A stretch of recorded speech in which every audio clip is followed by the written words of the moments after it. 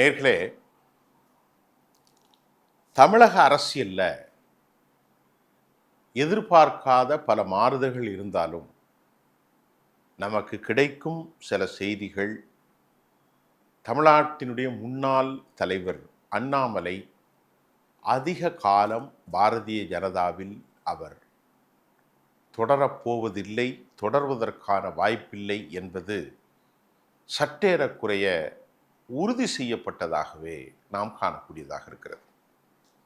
நமக்கு கிடைச்ச சில சோர்ஸு நவம்பர் மாதத்திற்கு பின்பு அண்ணாமலை பாரதிய ஜனதாவிலிருந்து வெளியேறுகிறார் என்ற செய்தி கிடைத்தது. ஆனால் சிலர் என்ன சொன்னார்கள், அவரால் பாரதிய ஜனதாவை எதிர்த்து அரசியல் செய்கிற அளவிற்கு அவர் ஒரு கட்சியை நடத்த மாட்டார் என்றும் சொல்லப்படுகிறது. ஆக இப்படி ஒரு பாரிய டிஃப்ரெண்டான கருத்துக்கள், அண்ணாமலையின் அவருடைய எக்ஸிஸ்டன்ஸ் இருப்பையை கேள்விக்குறியாக்குவதுதான் தற்போது பாரதிய ஜனதாவின் தமிழக தலைவர்கள் அனைவரும் ஒருங்கிணைந்து அண்ணாமலை முழுமையாக ஓரங்கட்டப்பட்டிருக்கிறார். இந்த செய்தி நம்ம பார்க்கிறோம். இப்போ மற்றவர்கள் சொன்னது ஒரு பக்கம், நமக்கு கூட ஒரு முக்கியமான சோர்ஸ்லேருந்து வந்துச்சு, நவம்பர் மாதத்திற்குள் தமிழக பாரதிய ஜனதா கட்சியின் முழுமையாக இவர் விலகி வேறு ஒரு நிலை எடுக்கப் போகிறார், ரகசியமாக தமிழ்நாட்டின் சில தலைவர்களோடு கூட்டணியில் இருக்கிறார் என்றெல்லாம் சொல்லப்பட்டு கொண்டு வருகிறது. ஆனாலும் பாரதிய ஜனதாவில் பலர் பொதுக்களத்தில் இன்டர்வியூ கொடுக்கின்ற போது அண்ணாமலைக்கு ஆதரவாகவும் கட்சியை இந்த அளவிற்கு 18 விழுக்காடு வாக்குறுதிக்கு கொண்டு வந்த பெருமை அண்ணாமலைக்குத்தான் உண்டு, அந்த இடத்தில் அண்ணாமலை செய்கிற வேலையை நயினார் நாகேந்திரன் போன்ற மூத்த தலைவர்களால் ஒருபோதும் சாதிக்க முடியாது, அண்ணாமலைக்கான ஒரு பெரும் ஆதரவு வலயம் வட்டம் தமிழ்நாட்டில் இருக்கிறது என்பதை அவர்கள் சொல்லி கொண்டிருக்கிறார்கள். இதெல்லாம் பொதுக்களத்தில் அண்ணாமலையை பற்றிய ஹேஷியங்கள், அண்ணாமலையை பற்றி வரக்கூடிய நிகழ்வுகள். ஆனால் உண்மையிலேயே அவர் ஒதுக்கப்பட்டிருக்கிறாரா பாரதிய ஜனதாவிலிருந்து? ஆம், அவர் ஒதுக்கப்பட்டிருக்கிறார். அவர் சற்று புறம் தள்ள வைக்கப்பட்டிருக்கிறார், டெலிபரேட்டா, வேண்டுமென்றே. சரி, அப்ப அண்ணாமலை என்ன சொல்கிறார் என்பதை நாம் பார்ப்போம். எல்லாம் யூகத்தில் பேசிவிட்டால் அப்படி இருக்கிறதா இப்படி இருப்பதா என்பதை தாண்டி அண்ணாமலை அளித்த பேட்டியை நாம் பார்க்கின்ற போது, நீங்களும் அந்த பேட்டியை நான் வாசித்தாலே உங்களுக்கு புரியும், அதிக காலம் இவருடைய செயல்பாடு அங்கு செல்லாது. ஏனென்றால் அதிக காலம் இவர் அங்கே செல்வது சுயாதீனமாக ஆட்சி நடத்துவதை போன்று கட்சிக்குள் ஒரு தர்பாரை அவர் எழுப்பி நடத்தி வருவதை மூத்த தலைவர்கள் யாரும் விரும்பவில்லை என்பதை நாம் புரிந்து கொள்ள வேண்டும். ஆரம்ப கட்டத்தில் குருமூர்த்தி போன்றவர்கள் அண்ணாமலைக்கு ஆதரவாக பேசினார்கள். துக்ளக் குருமூர்த்தி போன்றவர்கள் இன்றைக்கு அண்ணாமலைக்கு எதிரான கருத்தை வைத்திருப்பதிலிருந்தே தமிழ்நாட்டின் பாஜக தலைவர்கள் சொல்வதை தாண்டி RSS ஒரு வலிமையான தலைமையை கொண்டிருப்பதால் அதன் பிரதான முகமாக இருக்கும் குருமூர்த்தி போன்றவர்கள், அவர்களை தெரியாத பலர் கொடுக்கிற அனைத்து தகவல்களையும் மத்திய RSSும் பிஜேபி தலைமையும் ஏற்றுக்கொண்டதால் அண்ணாமலையின் போக்கு தற்போது ஏற்றுக்கொள்வதற்கு மத்திய தலைமை விரும்பாததால் அவர் ஒதுக்கப்படுகிறார். இதுல எந்த சந்தேகமும் இல்லை.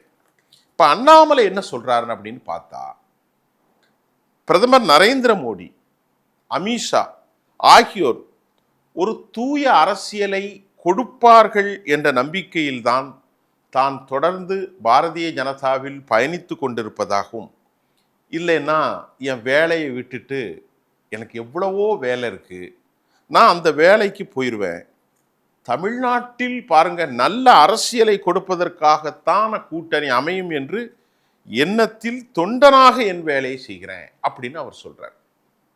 அப்ப இதுல இருந்து ஒரு அதிருப்தி இருக்கா இல்லையா? எப்படி அதிருப்தி? பிரதமர் மோடியும் அமித்ஷாவும் ஒரு நல்ல ஆட்சி கொடுப்பாங்க அப்படிங்கிறத நான் இருக்கேன், மற்றபடி எனக்கு இங்கே யார் மேலேயும் பெரிய நம்பிக்கை இல்லைங்கிறத அவர் சொல்லிட்டார். அது மட்டும் இல்லாமல், இது இல்லைன்னா எனக்கு இந்த மடம் இல்லை என்றால் சந்தை மடம், நான் விவசாய நிலங்களை பரிபாலித்து போயிடுவேன், அப்படின்னு சொல்றார். சொல்லிட்டு ஏன்னா நல்ல அரசியலை கொடுப்பதற்காக கூட்டணி அமையும் என்ற எண்ணத்தில் தொண்டனாக என் வேலையை செய்கிறேன். இவருக்கும் எடப்பாடிக்கும் கடுமையான மோதல் என்பதை நீங்கள் அறிந்திருக்கிறீர்கள். இப்ப என்ன பேசப்படுதுன்னா, அவர் சொல்றாரு, தொடர்கின்ற அண்ணாமலை யார் இருக்க வேண்டும் யார் இருக்கக்கூடாது என்று கருத்தை சொல்வதற்கு அண்ணாமலை ஆகிய எனக்கு எந்த அதிகாரமும் இல்லை. பிடித்திருந்தால் இருப்பங்க, நான் பிடிக்கலன்னா கிளப்பி விவசாயத்தை பார்க்க நான் போயிடுவேன் அப்படின்னு அவர் சொல்றது. நாம பிடிச்சா அரசியல்ல இருப்போம், எங்களை பொறுத்தவரை நான் என் கை காசை போட்டு தாங்க அரசியல் செய்கிறேன், பிடிச்சா அரசியல்ல இருப்பேன், இல்லைன்னா நான் போய்கிட்டே இருப்பேன் அப்படின்னு அவர் சொல்றது உச்சபட்ச உச்சபட்ச மன அதிருப்தி விரக்தியின் வெளிப்பாடு என்பதை நான் சொல்ல வேண்டியதில்லை. அதில் போகிற பாதையில் ஒரு பெரிய பொய்யை சொல்றார். கை காசை போட்டுத்தான் அரசியலில் இருக்கிறோம் என்று சொல்வது, அது வார்த்தை அவர் அறியாமல் வெளிவிட்டது. அது அவருக்கு மனசாட்சிக்குத்தான் தெரியும். அவர் கை காசை போட்டுத்தான் சேராரா, எத்தனை பேர் கை காசை போட்டு பிஜேபியில் பயணிக்கிறாங்கிறதெல்லாம் நீங்கள் தெரிஞ்சுக்கிடணும். போன ஆண்டு 2024 தமிழ்நாட்டில் எத்தனை கோடி ரூபாய் வந்தது, அதில் 24 கோடியை ரயில்வே ஸ்டேஷன்லேருந்து வருகின்ற போது நம்முடைய நயினார் நாகேந்திரனுடைய காசு பிடிப்பட்டதெல்லாம் உங்களுக்கு தெரியும். அதுவும் இன்றைக்கி கேஷ் பெண்டிங்கில் இருக்குது. இதில் அண்ணாமலை போகிற போக்கில் பெரிய வடிகாலத்தில் என்னது இணைக்கப்பட்ட சுருட்டப்பட்ட ஒரு பெரிய பொய்யை சொல்லியிருக்காரு. கை காசை போட்டு தான் நாங்கள் ஆட்சியில் இருக்கிறோம், சாரி அரசியலில் இருக்கணும். இப்போ அண்ணாமலை என்ன சொன்னார்னா, பிடிக்கவில்லை என்றால், நல்ல பாயிண்டை கவனிங்க, பிடிக்கவில்லை என்றால் அந்த வேலை சமூக இயக்கமாக மாறி பொதுமக்களுக்கு நன்மை செய்ய போகிறோம், மாற்றத்திற்காக நான் காத்திருக்கிறேன். புரிஞ்சுக்கிட்டா உங்களுக்கு? அரசியலில் இருக்குன்னு எனக்கு ஒன்றும் இல்லை, நான் விஷாம துணியை உதறிட்டு போயிடுவேன். பிடிக்கலைன்னா அந்த வேலையை சமூக இயக்கமாக மாற்றி பொதுமக்களுக்கு நன்மை செய்ய போகிறோம், மாற்றத்திற்காக நான் காத்திருக்கிறேன். என்ன மாற்றத்துக்கு காத்திருக்காரு அவர் தான் சொல்லணும். ஒருவேளை கூட்டணி மாற்றத்துக்கா, அதிமுகவில் இருந்து வேற கூட்டணி மாற்றத்திற்கா, அல்லது இவர் விரும்புகிற மாதிரி பாஜக இந்த தேர்தலையும் தனித்து நிற்கக்கூடிய மாற்றத்திற்கா, அப்படி ஒரு மாற்றம் வருமா அப்படிங்கிறதுல தெரியல. ஆனால் அண்ணாமலை சொல்றாரு, மாற்றத்திற்காக நாங்கள் காத்திருக்கிறேன், பொறுத்திருங்கள், சரியான நேரத்தில் பேசுகிறேன்னு பஞ்ச் டைலாக் வைக்கிறார். பொறுத்துருங்க, நான் ஒரு சரியான டைலாக் நேரத்துக்கு காத்திருக்கிறேன், எனக்கு பிரதமர் மீது நம்பிக்கைக்குரியவில்லை, அதே போன்று முதல் தலைமுறை அரசியல்வாதியாக நான் இருக்கிறேன், எனக்கு போராடி கொண்டு தான் இருக்கிறேன், சில நேரம் மனசாட்சிக்கு எதிராகவும் நான் பேச வேண்டியிருக்கிறது. எல்லாம் கொட்டி தீர்த்துட்டார், புரிகிறவங்களுக்கு புரியும். மனசாட்சிக்கு எதிராகவும் நான் பேசுகிறேன், மனசாட்சி ஒன்று சொல்கிறது, வாய் ஒன்று சொல்கிறது அப்படின்னு சொல்றார். என்னுடைய மனசாட்சி ஒன்று சொல்லுது, ஆனால் என்னுடைய வாய் ஒன்று சொல்லுது அப்படின்னு அண்ணாமலை சொன்னது வெறுப்பின் உச்சக்கட்டத்தில் அவர் பேசுகிறார். உள்ளுக்குள்ள அவரை யாரும் மதிக்கிறது இல்லை, அவருடைய பேச்சை எடுபுற இல்லை, அவருடைய சொல்லுக்கு கூட்டணி அதிமுகவோடு அமைப்பதற்காகவும் அவரை பதவி விட்டு ஓரங்கட்டினாங்க. அவருடைய தனி டாமினேஷன் மூத்த தலைவர்கள் நிர்மலா சீதாராமன்லேருந்து பிராமண தலைவர்களான ஆர்எஸ்எஸ் குருமூர்த்தி வரைக்கும் கேடி ராகவன் அனைவரும் அண்ணாமலைக்கு எதிராக இருக்காங்க. அதைத்தான் சொல்றாரு, மனசாட்சி ஒன்று சொல்கிறது, வாய் ஒன்று சொல்கிறது, மனசாட்சி ஒன்று சொல்கிறது. அதிமுகவில் நடக்கும் எதற்கும் நான் பொறுப்பில்லை, ஆனால் அதிமுக காரங்க இன்னைக்கு என்ன திட்டிக்கிட்டே தான் இருக்கிறாங்க அப்படின்னு பாயிண்ட்டுக்கு வந்துட்டார். அதிமுகவுக்கும் கூட்டணி சரியில்லை, எடப்பாடியோட பிறக்கன்னு சொல்லிட்டு சொல்றாரு. ஒரு கூட்டணியிலிருந்து அப்படி சொல்லுவானா? அதிமுகவோடு தலைவர்கள், நான் அதிமுகவில் நடக்கும் எதற்கும் நான் பொறுப்பில்லை, எல்லாவற்றிற்கும் நான் தான் காரணம் என்று அதிமுக தலைவர்களை எனக்கு இன்னைக்கும் திட்டிக்கிட்டு தான் இருக்கிறாங்க. அமித்ஷாவுக்கு கொடுத்த அந்த வார்த்தையை கட்டுப்படுகிறேன், திரும்பி பேசுவதற்கு எவ்வளவோ நேரம் ஆயிடும் சொல்லுங்க பார்ப்போம். நான் பேசணும்னா கட்டவிழ்த்து விடப்பட்டு பேசுவோம், அவ்வளோ கொதிநிலையில் நான் இருக்கேன், ஆனால் நான் பேசாமல் வேண்டும் தான் என்னை கட்டுப்படுத்தி வச்சிருக்கேன் அப்படின்னு அண்ணாமலை மொத்தமாக போட்டு உடைச்சிட்டாருங்க. இப்போ நீங்கள் தான் அறிவை கொண்டு சிந்திக்கணும். இன்னும் எவ்வளோ நாளாக அண்ணாமலை தொடர போகிறார்?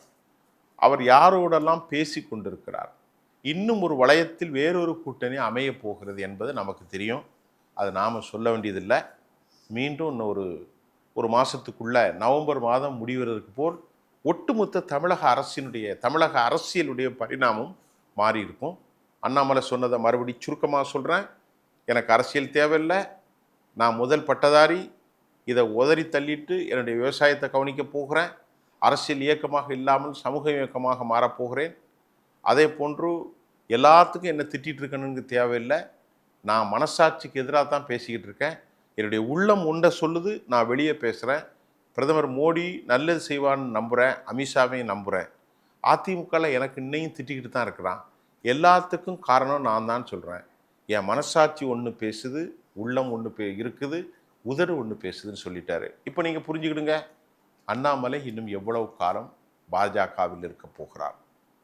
அவர் கொங்கு மண்டலத்தின் பலரின் ஆதரவோடு அநேகமாக இன்னும் ஒரு மாதத்தில் வேறொரு அறிவிப்பு தமிழ்நாட்டு அரசியலில் வந்தாலும் ஆச்சரியப்படவில்லை. ஆனாலும் நமக்கு கிடைச்ச தகவல்கள் அண்ணாமலை வெளியேறுவார் என்று சொல்லப்பட்டிருக்கிறது. அவர் பேரெல்லாம் நம்ம இப்போ சொல்ல முடியாது. பொறுத்திருந்து மீண்டும் அடுத்த செய்தியில் உங்களை சந்திக்கிறேன்.